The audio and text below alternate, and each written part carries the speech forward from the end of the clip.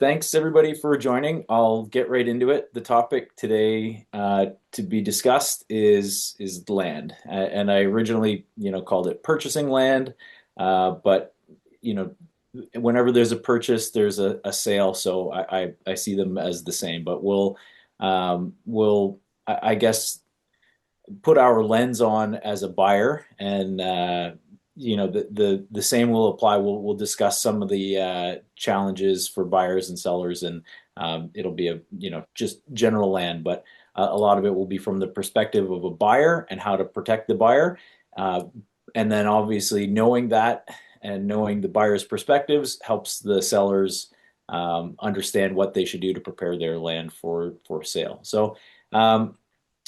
First off, there's all sorts of different classes and types of land. Not all land is created equal, and the biggest thing that separates, one piece of land from another is often the zone, the class type, if you will, or a category.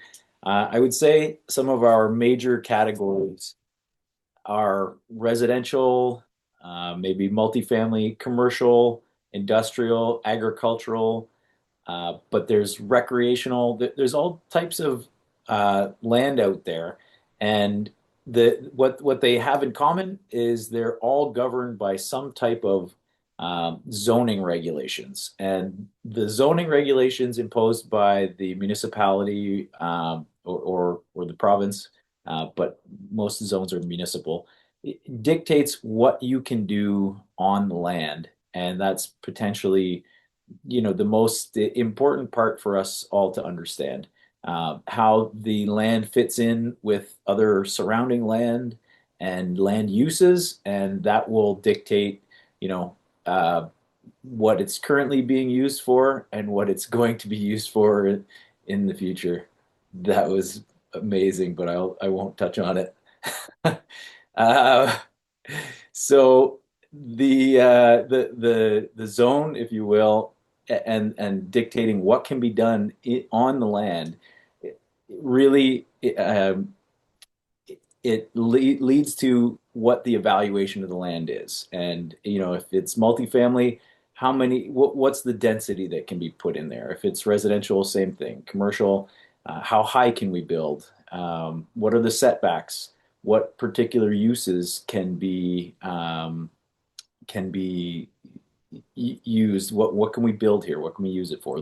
That's really going to dictate what can be done, and the value. So um, I touched briefly on them. I'll go through, in a residential land, are we talking about an infill or a greenfield? Is it a piece of land that is surrounded by other properties and just hasn't been developed yet?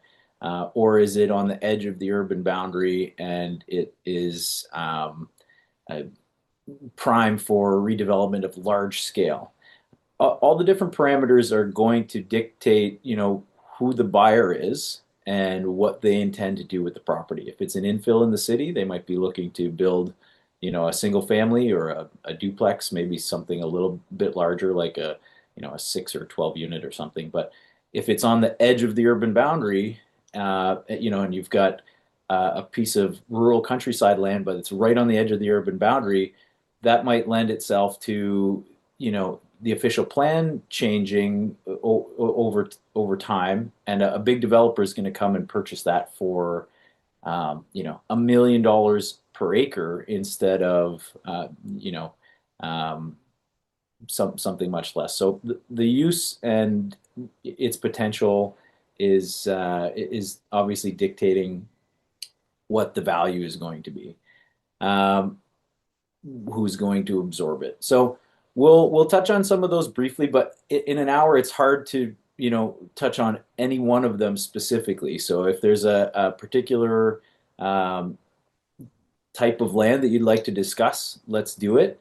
But for now, I'll speak in generality and discuss some core principles that might touch on all of them, and just get an idea of I guess what to look for, what we're really looking for if we're representing. We're all realtors. We're representing buyers and sellers.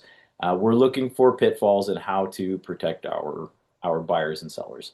So um, I guess I'll talk about the core principles that dictate, what the value is on every piece of land. They're not all created equal, even if they're in the same zone. Um, Obviously we've got proximity, location, location, location. We all discuss location, and a piece of land, let's just call it commercial land, that is in the urban boundary, right next to other, vibrant commercial operations, that has tons of traffic, is near a major intersection or highway. This land's going to be more valuable than a piece of commercial land in a rural village, or off of the edge of a city somewhere that there isn't much happening, or it's tucked away, that there isn't much traffic or visibility. So location is obviously, affects land just like everything else. But a large part of the principles will go back to the zoning, and the official plan versus the future land use. So the official plan in any municipality is what outlines at all the different zones, and it's a municipality's cohesive roadmap, if you will, or their plan that they use every 5 to 10 years. Every municipality reviews their official plan, all the zoning within it, and that's what dictates what you can do with each parcel of land. All the different land is outlined in the official plan. So if you've got a parcel that's currently zoned something in the official plan, that's what you can do with it. Many people are trying to purchase land and change the zone. They want a piece of land, but they want to do something else with it. And as the city grows, um, there may be political pressure, there may be public pressure to change a zone, to increase the density, or to, there might be land that was zoned something years ago, you know, residential, and the surrounding use is changing over time, and it's becoming increasingly commercial or increasingly industrial. And you've got a parcel of land that everybody wants because, let's say it's residential, it's maybe it's less valuable. If they can change the zone to, light industrial or something to that nature, they can put up a big warehouse and it will become much more valuable. So there's a little bit of a discrepancy in what people sometimes want to pay for a piece of land versus what an owner might think it's worth, because the landowner might now right now might know that it is zoned a certain way, but think that it's got all this future potential to be a factory someday, or whatever higher and better use, but not knowing the hoops that a buyer will have to jump through to change the official plan, change the zone, and the risks that are involved with doing that. So probably a good time to discuss uh, zoning changes, which is what would have to happen if you've got a use for land and you want to do something specific, but you have a piece of land that you're trying to purchase that doesn't permit that use. There's two types of mechanisms that people can use to change a zone or permit something else. There's minor variances and there's official plan amendments.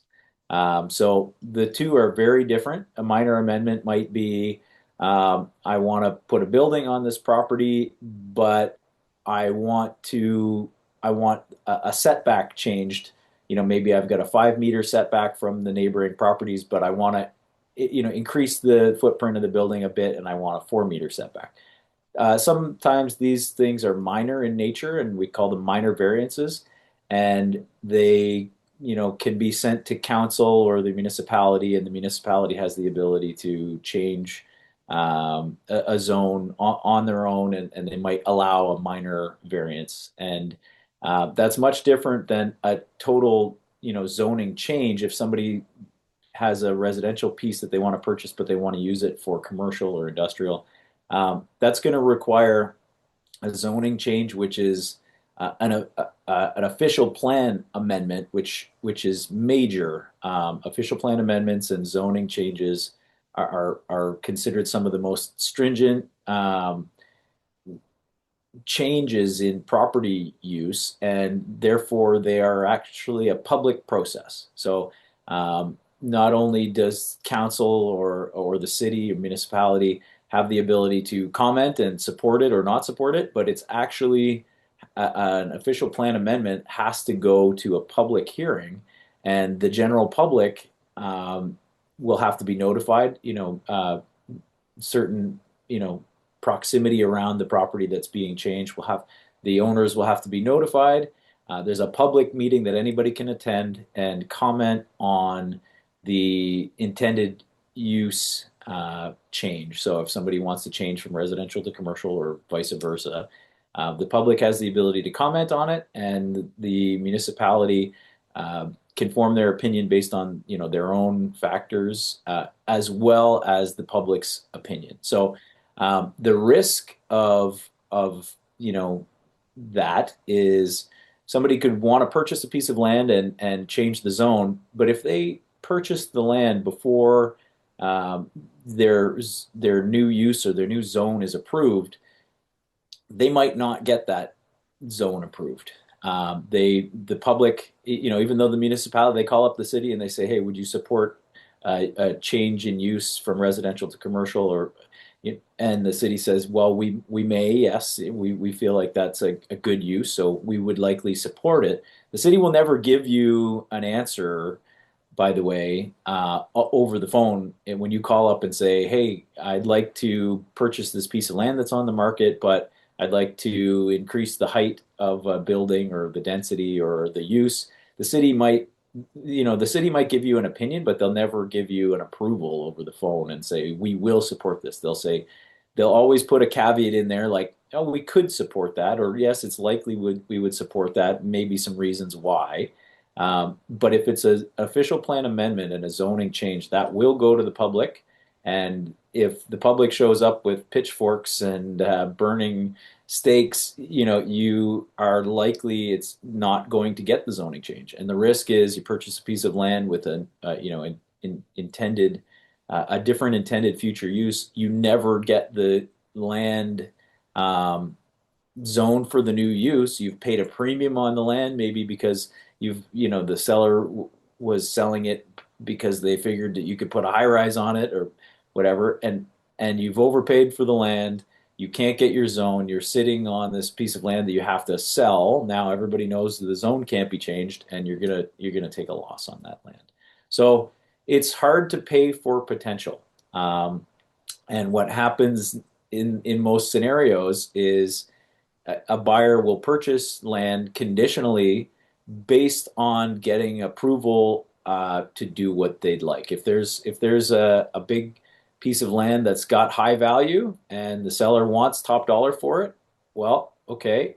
Um, a buyer might say, "Okay, look, I'll give you what you're asking for if we can obtain the necessary zoning amendment or official plan amendment to match what I'm looking to buy it for." So if I'm going to buy your land at $1 million an acre, well, I obviously have to be able to build high density residential on it or whatever my use is, and you know we're going to have build in a conditional period that is long enough for the buyer to do their due diligence and cover off, what the timeline that they need, and that can be lengthy. Obviously, we're talking. I'm discussing big tracts of land where we're changing use, and this might be a large developer looking at a piece of land that's right on the urban boundary. They need to bring it into the urban boundary and rezone it for a higher use, and um, it could take years to do. I've definitely seen purchase and sale agreements when you get into the higher value and the really high profile sites where there's a zoning change involved, that the conditional period might be years. That's not all the typical pieces of land. If we're talking about, smaller parcels, there's no zoning change involved. That's obviously going to be more of the norm for what we're going to see in transactions, and there aren't super lengthy, 1 or 2 year or more conditional periods. But in commercial, I guess maybe let's talk about a regular, a more typical piece of land where, um, there isn't a zoning change, but there's still going to be a conditional period of some length for a buyer to assess the due diligence.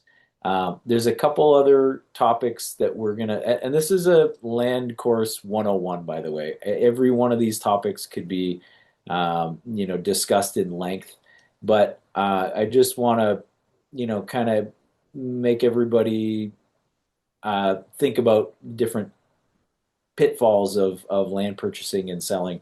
But some of those other conditions that are going to be lengthy, potentially even in a regular purchase, we've got financing that typically takes longer.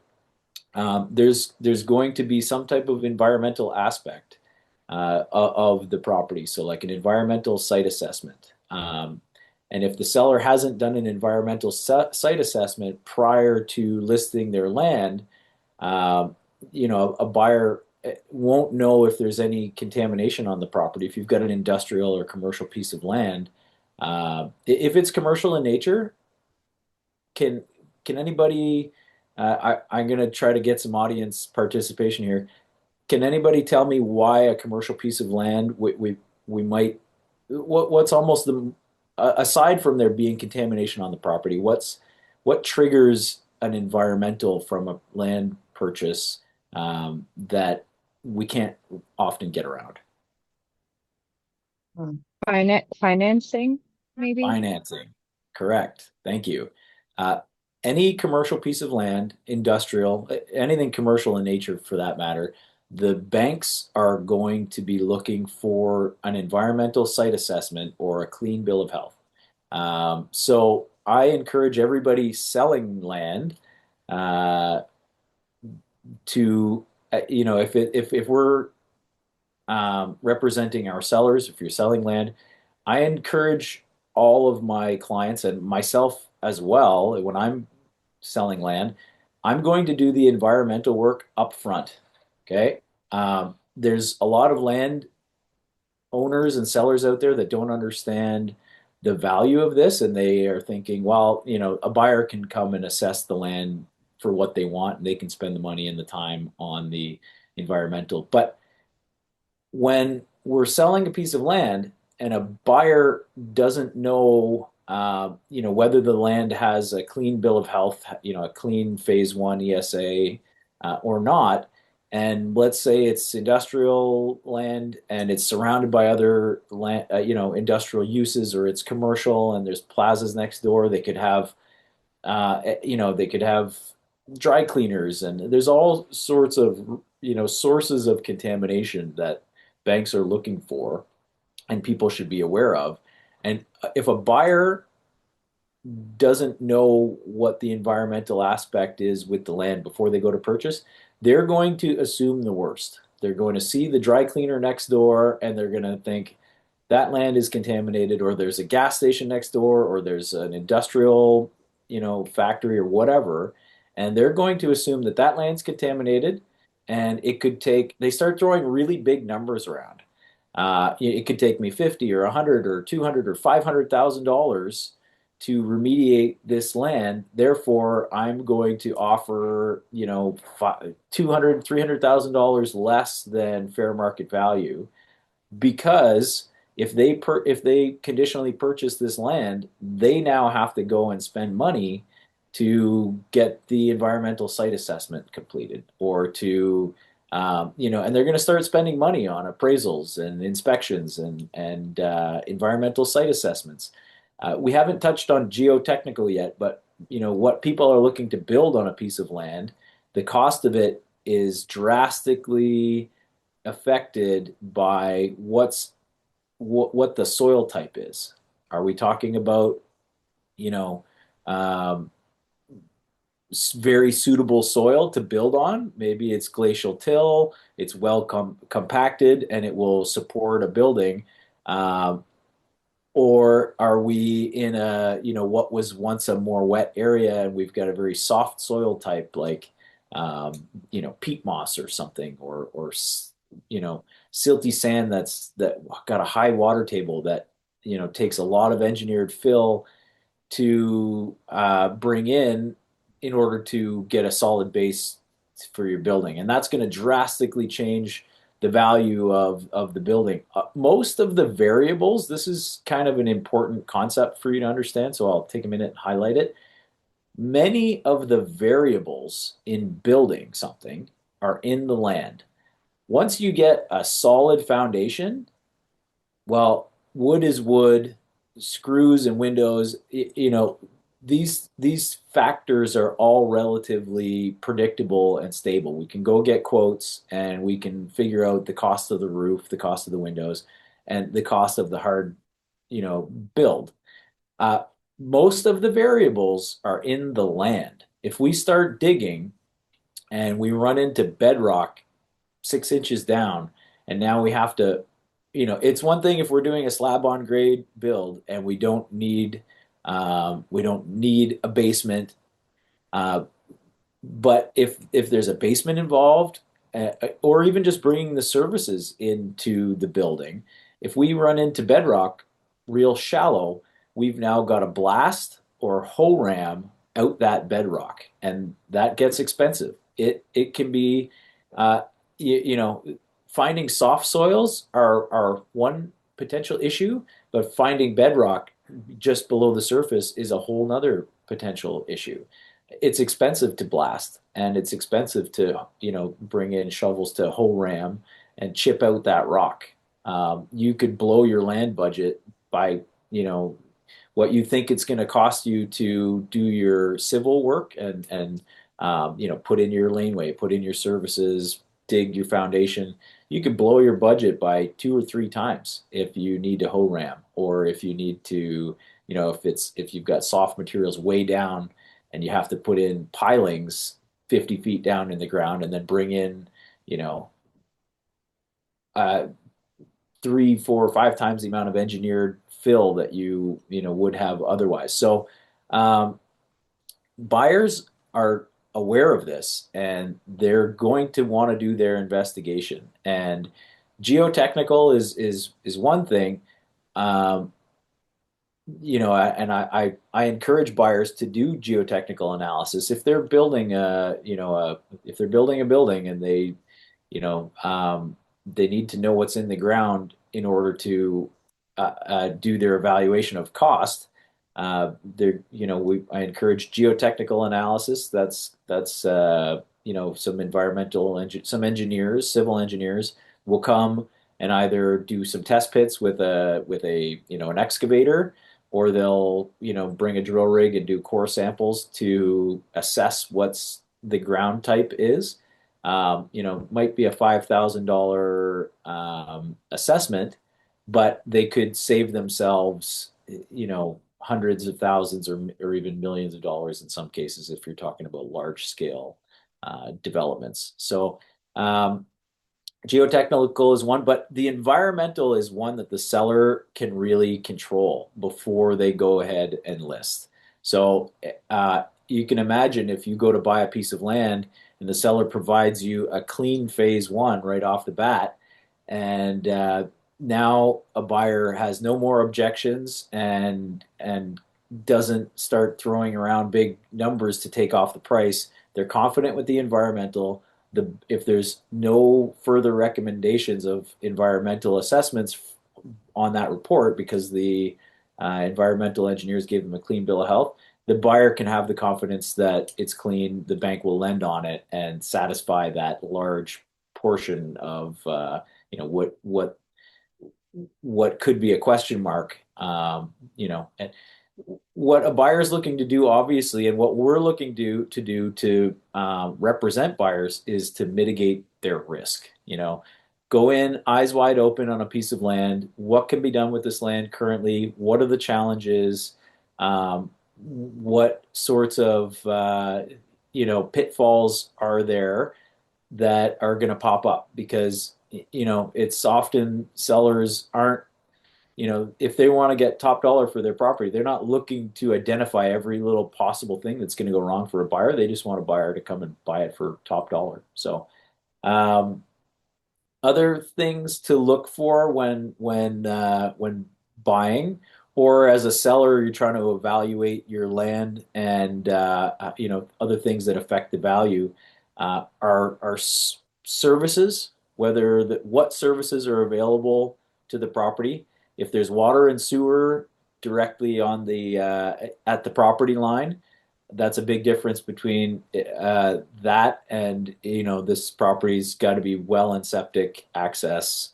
Is there natural gas? So the serviceability now or the future serviceability is key. Is water coming there? Is the city expanding to a property that water and sewer is going to come in the next 5 to 10 years? That's one thing. But obviously people don't live forever, and so what is in the ground right now is very important. What's the serviceability of the property? Access, is the property accessed by a main arterial road, or is it off of some back road, or has it got good access? Is it close to the highway? So these are all things that are going to affect land. As a buyer, we're going to try to build conditions in to investigate all these things, and it takes time. I guess I'll try to put a round figure on environmental ESA. If one hasn't been done on the property. A phase one could cost $2,500 and take a month or so to do. So if you've got a clean bill of health on the property, it could be relatively simple. But if the phase one identifies more potential for contamination, if it's surrounded by other uses that could potentially contaminate it, or that property itself was at one point used for something industrial, or that had potential to contaminate it, it will lead to a phase two. And in order to satisfy the banks, you'll have to do a phase two ESA, and that could cost anywhere between 10 and $30,000 just for a small property. Um, if you're looking at large scale industrial properties, a phase two environmental site assessment could cost 30 to 50, or even more, $1,000, and take 3, 4, 6 months of time. So there's a large range of what it can cost and how much time you can spend on environmental site assessments. But I definitely encourage anybody selling, at least get the phase one involved, and yeah, go ahead, Valerie. Thank you. Yeah, so can you explain what's the difference between the phase one and the phase two? Absolutely. This is a big topic, so I'll try to be brief. But a phase one it's a paperwork exercise. It's a visual inspection. So the environmental engineers that you hire, they will visually inspect the property, and they will look in the history of what they can find. It's not just paperwork. There will be, but essentially they're talking to neighbors, they're looking at the property, and they're going into the history of the property on the computer to see if they can find any contamination in the subject property or the surrounding properties in a database of contaminated properties. So they're looking for potential, but they're just looking. Um, they're not. The difference in the phase one and the phase two is the phase one is visual inspection, and historical inspection, with computer databases, and discussing the property with the owner and potential surrounding neighbors or past owners if they can find them. The phase two, if potential contamination was identified, it will lead to a phase two, and the phase two is actually testing. So you're actually going to the engineers are actually going to test the soil, or the ground, or you know they could core through the basement of the building. They're going to dig in the ground, and they're going to actually test the material to see whether or not there is contamination. And that's a big difference, and that's where it gets pricey. If you've got a lot of potential for contamination, they've got to put 10 boreholes and monitoring wells of groundwater, and it can get really pricey. But the the pitfalls of buying a property that are contaminated are very risky. If the bank won't lend on it, so you close in cash, assuming that you'll figure it out, you could spend endless money to clean up a property. I have a particular specialization in environmental, remediation. I had a large scale construction company, and we remediated plenty of properties, and some of our own. And I had a head office with, we had 75 dump trucks, being parked and maintained there all the time. And over years, things got contaminated, oil tanks leak, and the cleanup can be pricey. But there's all sorts of things that can lead to contamination, and it's important to know, as a buyer, what the potential is, and to try to mitigate our risk. And as a seller, if you've got a clean piece of property, spend the $2,500 on a phase one and identify it. Giving a buyer, attaching a clean phase one ESA to the documents in a purchase and sale is going to be huge. And it'll mitigate that risk and allow a buyer the confidence to offer top dollar, and know that they're not going to get in trouble when they purchase them. I'm not sure if you answered this question, but will the bank ask for this phase one, if they lend some money, like they will ask for it? Absolutely. Okay. Yeah. Yeah. The bank will absolutely ask for an environmental phase one ESA, in order uh, to approve financing. So, if your property that you're trying to purchase does not have a clean phase one, immediately that lengthens the term of the conditional period for a buyer, because the bank will say, okay, well, we can't give you lending, or approve lending until you show us the environmental site assessments. So it will definitely affect the outcome of financing, and the length of term that you'll need to, as a conditional.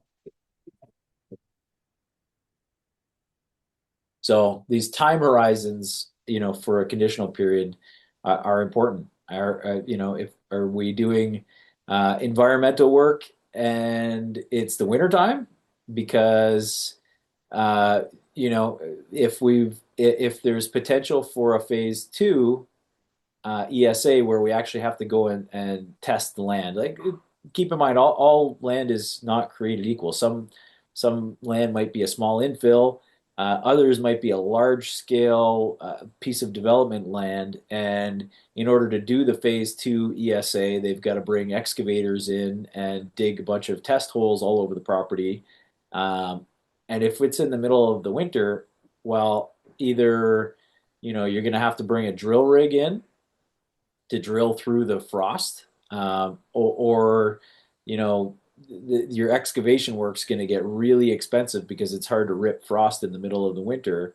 And your timelines or your costs for the studies are going to be drastically affected by weather conditions. If it's the middle of right now in the February, when it's been freezing, the frost is deep, and things sometimes aren't even possible. They might have to wait till the spring to access the property. So time horizons are important to consider when we're purchasing and even selling. That it's important to discuss all these things with sellers to set the expectation so that when an offer comes up, they're not disappointed by an offer that comes with a 6 month conditional period, because the seller was trying to sell the property for some future potential that they think is a higher and better use than the property is now. Um, or it might be a 12-month conditional period because the buyer has to make an application to figure out if they can build what they want on the property. So it's important to discuss all these different things with our sellers and use this knowledge to help our buyers navigate the process. So planning and zoning, servicing, environmental, um, physical. In what we talked about environmental in terms of uh, site assessments, if you will, for contamination. But there's environmental in terms of wetland, floodplain, and habitat. That is another large topic when it comes to land. Is the land that we're purchasing or selling, has it got a wetland on it? Is that usable land? Not only it does a wetland or a wetland area cost more to build a building on because the soil type is soft. Wetlands typically have soft soil because you've got all this decaying back uh, biological matter over hundreds or thousands of years. These the bugs, the plants, the everything's decaying in a wetland, and you end up with this really soft peat moss as a subsoil. Not only can it be expensive to build on, but you could be prohibited to build on it if it's a wetland or habitat, and you're trying to build a building or put up a subdivision or something. Um, the ministry or the municipalities are going to require you to do environmental impact statements to figure out what kind of habitat is there, what is, if it's a wetland or a floodplain or habitat, like it's part of a larger um, forest complex, or specifically has endangered species that are there. It could be trees that are endangered. You've got a field full of butternut trees, or a habitat for barn swallows or whippoorwill, or there's a laundry list of of species at risk that if you've got these species on your property, they're going to drastically affect how long it takes somebody to develop the property and the cost of doing so. Um, so there's that's a big one. I guess every municipality will have some tools that you can use in order to access the the current status of the environmental. So it's a lot easier these days to figure out if there's wetland or floodplain. If you're in a large municipality like Ottawa, Montreal, in Ottawa we've got Geo Ottawa. It's a GIS mapping system that shows all of. I'm going to share my screen here. It shows all of the um, zones and different environmental aspects. Right here, you'll see this is a village. Um, if we go to there's layers obviously that you have to choose to dictate what you want to look at. But once you figure out your layers and you've narrowed it down for what you're looking for, there'll be a legend that will show, like this particular area, you can see some floodplain. There's wetlands, and you can see the village boundary. You can see some heritage, potentially heritage sites, all sorts of things that can dictate what we can do with a piece of land, the value. These well organized areas like Ottawa, like a big municipality, you can see the zones, and you can click on a property and get show the zone specifically, and it's not coming up right away. I mean, often the zone will come up right away, and you'll be able to. This is you can click right to the bylaw and see what can be done on that particular property. So for some reason the zoning's not popping up, this little glitch in the system at the minute, but that'll usually bring you to the zoning regulations, and you can see what could be done. So Is I'm there, sure. I'm sorry, is there a way to know like the type of trees that are on the land? Because sometimes like some of my clients they want like a type of tree because it has more value, but like it's hard to go walk and look at all of the trees. Yeah. So is there a way to There, know? so there's you can bring in, there's a couple different things you can do. You can bring in an arborist, somebody that's got particular specialization in trees, to kind of tell you what species there are. You can bring in an environmental engineer. Any environmental engineering company that's good will have somebody in their repertoire that specializes in flora and fauna, and they're going to be able to identify those trees. Um, if you've got somebody looking for particular trees for an industrial use, you're usually talking hardwood versus softwood. That can be a simple visualization. Are they needles or leaves? Obviously, hardwood are leaves and needles are softwood. But there's definitely people that you can bring in. An arborist or an environmental engineer would be able to come in Ottawa. That's my environmental engineers are either like Patterson or Gemtech. But if you just Google your particular area, and you'll be able to find some environmental engineers that will come in, and they'll give you a report. They might walk the site and just give you a small fee for walking the site and identifying them. But if you want a full report based on the you know on, on the specific species or habitat or something, for a more formal report, obviously they can spend more time, and you can spend some money doing that. But for a couple $1,000, to depending on what it is, any of these reports can range from $2,000 to $5,000 if I'm looking for species or habitat. Some municipalities might require that we do a specific species analysis. It could be a whippoorwill or bird or something that you can only test in the spring when they're breeding, and they're listed out there. These engineers are out there listening for birds at night and all sorts of crazy stuff that might. I've developed a bunch of subdivisions and had to jump through a lot of these hoops. So these time assessments, you have to understand that they can take some time as well.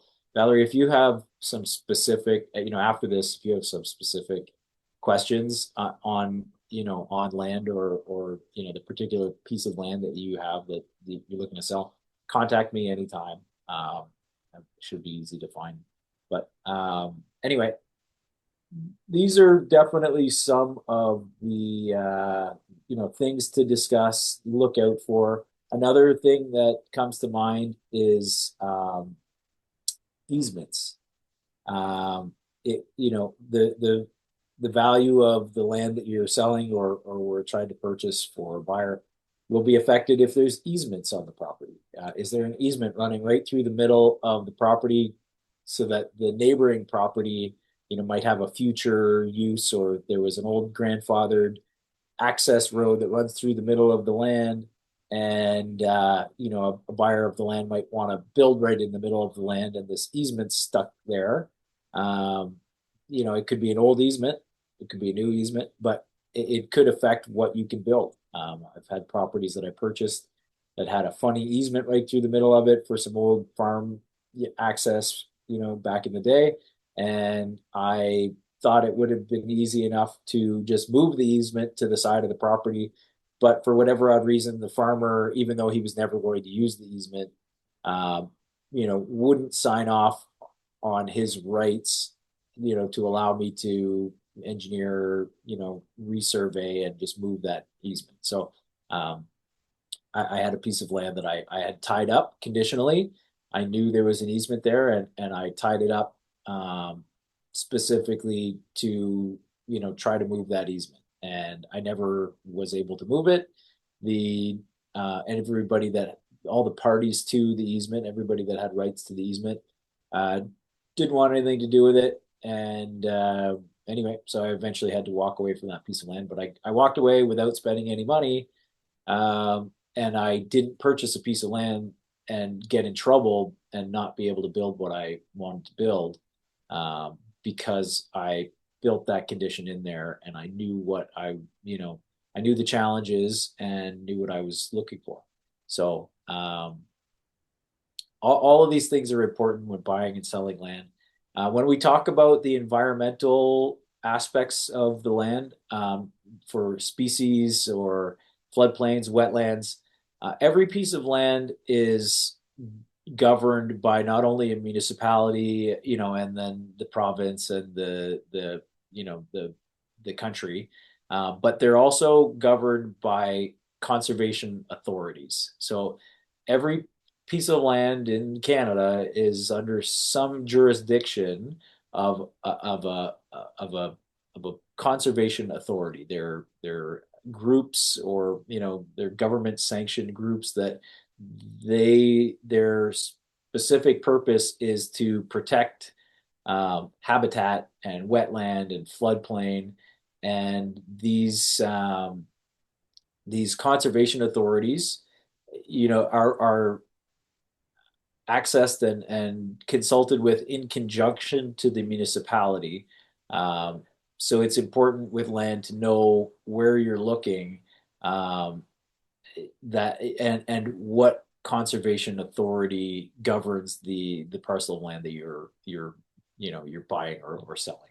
I'll just quickly share my screen again and show you, in Ottawa there are three conservation authorities. And if I turn on they'll be, I think, within the planning section.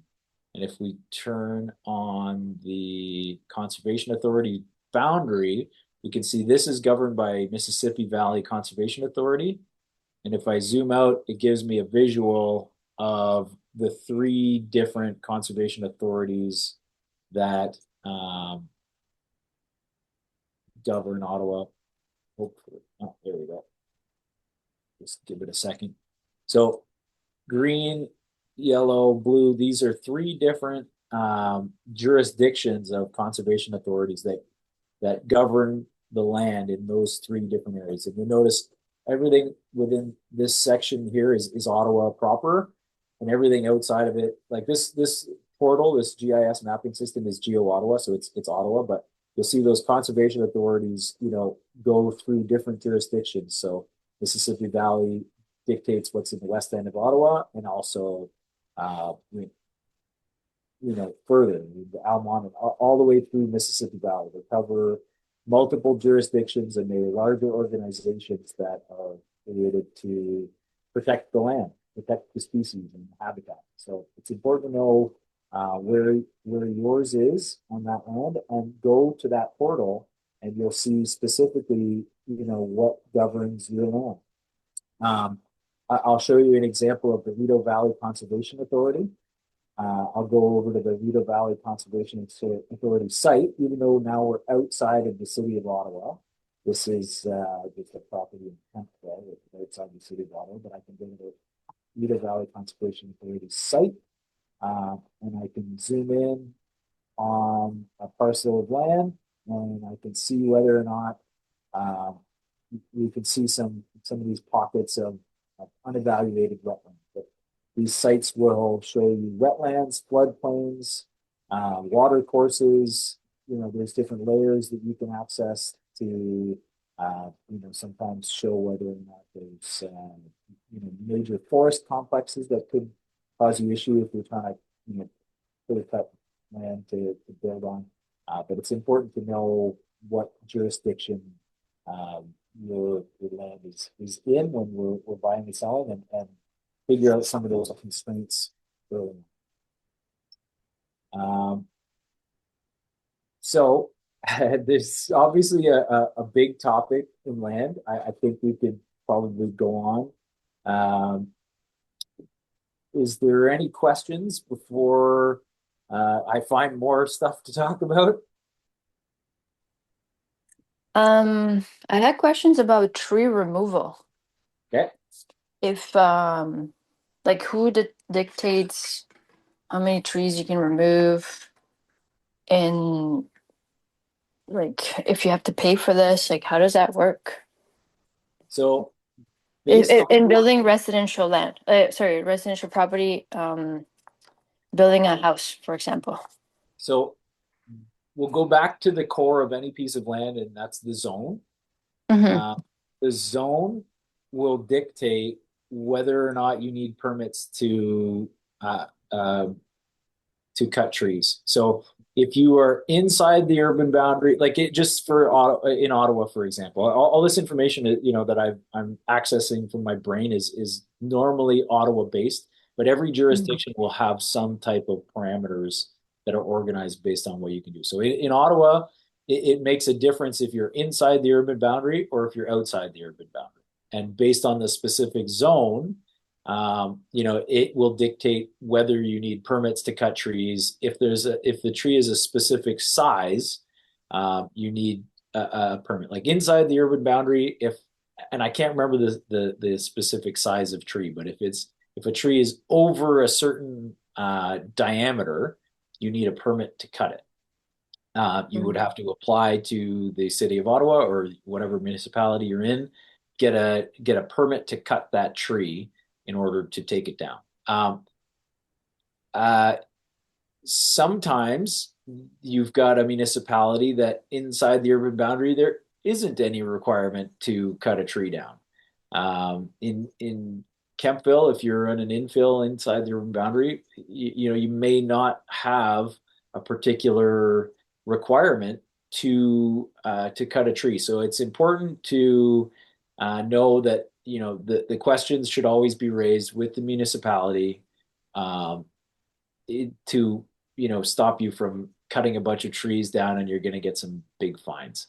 Um, there's not only for the size of a tree, but the reason for these might be a particular species that's at risk that a municipality doesn't want you to cut down. So um, they might have you do a study of what the tree type is and get an environmental engineer in to identify that tree before they let you cut it or not. Okay. So, but every zone is different. Every municipality is different. It's important to know, and this is our job. If we've got a client that wants to cut some trees down and put a building up, it's at least our job to identify, who they will go to or what somebody a group of individuals that they might be looking to access a couple different companies or something that they might be able to get some guidance on or at the very least talking with the city specifically or the municipality to understand the regulations. If you're in the rural areas, if you got a piece of RU land, there might not be any requirements to report or access permits to cut trees down. You could just cut away. And it's different if you're a residential individual. Let's say I own a 20-acre piece of land and I live on it. I'm in the rural area and nobody's going to ask or care whether or not I cut trees down for my own use or, clearing it to make other lawn or whatever. I may have less regulations because of my current use. But if I were to make an application to cut those same trees down in order to make a subdivision, that particular use change will likely trigger a study of those trees to make sure that's, anytime you're changing the use or you're applying to, even for a site plan or a larger use, it may trigger a study of some sort. And the cities and municipalities are famous for going after people that are spending money to build things because they know they've got more money, and they typically make it more difficult, and it's a way to bring more money to the community and protect the habitat as well. So it's really specific for what the zone is, what the current use is, um, what you're trying to do with it to figure out whether you need permits or not to cut trees down. But that's a great question. We get away with what we can, um, but we want to. I have to put my realtor hat on versus my developer hat on. As a developer, I'm trying to mitigate how much I spend on just taking some trees down versus if I'm a buyer, if I'm a realtor, I want to protect my buyers and sellers from just at the very least so that they understand what the risks are. And I think that's the theme of this whole conversation today is understanding risk, knowing what we don't know. All these aspects are hard to specialize in. I'm not necessarily a specialized individual in all of these areas, but I know enough that I will connect my buyers and sellers to the right individuals, and make sure that they have the right opportunities to mitigate their risk and make good decisions. So I think that's our job, is protecting our clients to do so. Hopefully this crash course has been valuable so that some of the questions to ask. You guys all certainly have access to me, so if you've got something funky, give me a shout. I'll at least know what rabbit hole to start down to protecting ourselves and our clients. So yeah, yeah, Thank you, Chris. no Yeah, I think problem. it's important to know, like you said, the risk. You can explain the risks to the client in the process, right? So at least you know what the process and how to guide them. Even if it's just like, okay, now you have to talk to this person and then this person and then this person. Agreed. That's our job. We're not environmental engineers or Yeah. geotechnical analyzers, but we need to know enough, I think, if we get into you know guiding people depending on what they're doing, we need to know enough to be educated to at least bring them to the right individuals to get the answers that they need to make good decisions and mitigate risk. So Yep. good. Thank you Okay, so well, much. it's that looks like that's our time for the day. Thanks everybody for joining, and I'll see you next time.